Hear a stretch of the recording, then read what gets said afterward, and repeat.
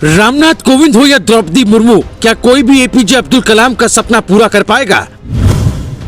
राष्ट्रपति की जगह प्रधानमंत्री बनते कलाम तो 20 साल पहले भारत गाड़ देता विश्व में अपना झंडा। बचपन का छोटू बड़ा होकर मिसाइल मैन बना। अटल जी ने बुलाया तो कहा, सर मैं नहीं बनूंगा प्रेसिडेंट। हिंदुस्तान में आजादी के बाद अगर किसी का नाम बड़े सम्मान से लिया जाता है तो वो है एपीजे अब्दुल कलाम। राष्ट्रपति की जगह अगर वो भारत के प्रधानमंत्री होते तो आज भारत कई साल आगे होता। पूर्व राष्ट्रपति डॉक्टर कलाम प्रधानमंत्री होते तो क्या होता बताएं। उसके पहले सुनिए उनका वो किस्सा जो ना तो कोविंद पूरा कर पाएंगे ना कोई और।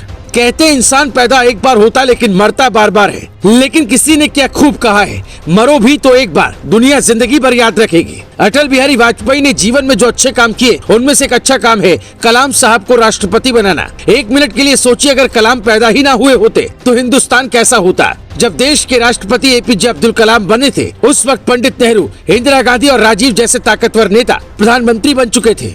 लेकिन भारत का एक सपना अधूरा था।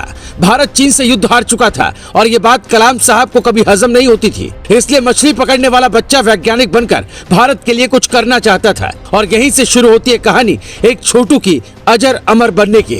जन्म तमिलनाडु के गरीब परिवार में हुआ। पिता नाव चलाते थे तो कलाम साहब मछली पकड़ते रहते थे।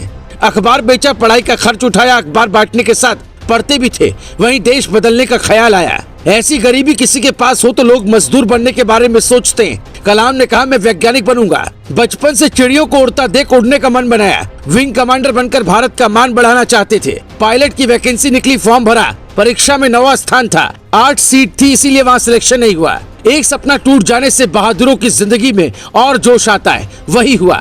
एक दिन की बात है, कलाम की डीआरडीओ में सरकारी नौकरी लग गई, लेकिन कुछ सीखने को नहीं मिला तो नौकरी छोड़ दी। एक दिन इसरो के फाउंडर विक्रम साराभाई जी से मुलाकात हुई और वहीं से जिंदगी बदल गई। नामी वैज्ञानिक विक्रम साराभाई ने कमाल की क्षमता को पहचान लिया और फिर वो हुआ जिसका इंतजार आजाद भारत को करीब 50 साल से था।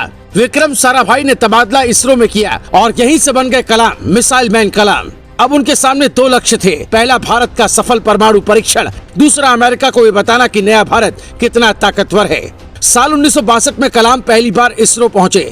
कलाम प्रोजेक्ट डायरेक्टर बने और जब भारत ने अपना स्वदेशी उपग्रह प्रक्षेपण यानी SLV-3 बनाया, कलाम ने स्वदेशी गाइडेड मिसाइल को डिजाइन किया जिसके चलते अग्नि और पृथ्वी जैसी मिसाइलें भारतीय तकनीक बनी। सन 1992 से 1999 तक कलाम रक्षा मंत्री के रक्षा सलाहकार भी रहे। जब वाजपेयी सरकार ने पोखरण में दोबारा न्यूक्लियर टेस्ट किया तब कलाम ने बड़ी भूमिका निभाई। कलाम की अगुवाई में जमीन से हवा में मार करने वाली मिसाइल, टैंक भेदी मिसाइल और re entry experiment launch vehicle पर खूब काम हुआ। पृथ्वी, त्रिशूल, आकाश नाग नाम के मिसाइलों का निर्माण हुआ। साल 1985 महीना सितंबर त्रिशूल का परीक्षण, फरवरी 1988 में पृथ्वी और मई 1989 में अग्नि का परीक्षण किया गया। इसके बाद 1998 में रूस के साथ मिलकर भारत ने सुपरसोनिक क्रूज मिसाइल बनाने पर काम शुरू किया और ब्रह्मोस प्राइवेट लिमिटेड की स्थापना की गई। इस दौरान भारत ने साल 1999 में परमाणु का सफल परीक्षण किया। दुनिया ने भारत का विरोध किया लेकिन अटल बिहारी और कलाम की जोड़ी ने ये काम कर दिखाया। कलाम का देश के प्रति डेडिकेशन देखकर अटल जी ने फोन कर मिलने के लिए बुलाया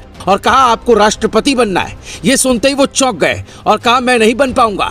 फिर सोचने का वक्त लिया और दूसरे दिन राष्ट्रपति बनने के लिए तैयार हो गए। जब तक वो वैज्ञानिक थे देश उन्हें करीब से नहीं जान पाया, लेकिन जब वो राष्ट्रपति बने तो सबको पता चला ये है देश के असली हीरो। कलाम का कोई विरोधी पैदा नहीं हुआ, न जीते जी न मरने के बाद। पैदा हुए तो सपना देखा कैसे देश बदले और जब आखिरी सांस ली तो भी हिंदुस्तान कैसे आगे बढ़े। ये पढ़ाते पढ़ाते ऐसा लगा जैसे उनका जन्म हिंदुस्तान के किसी खास मकसद के लिए हुआ था। वो ईमानदार इतने थे कि राष्ट्रपति के कमरे में रहते थे। परिवार आता तो पूरा खर्च उठाते और सरकार को 3,52,000 का चेक तक देते। आज कोई प्रधान बन जाता है तो देश को जागीर समझता है। कलाम साहब राष्ट्रपति बनकर भी सच्चे फकीर थे।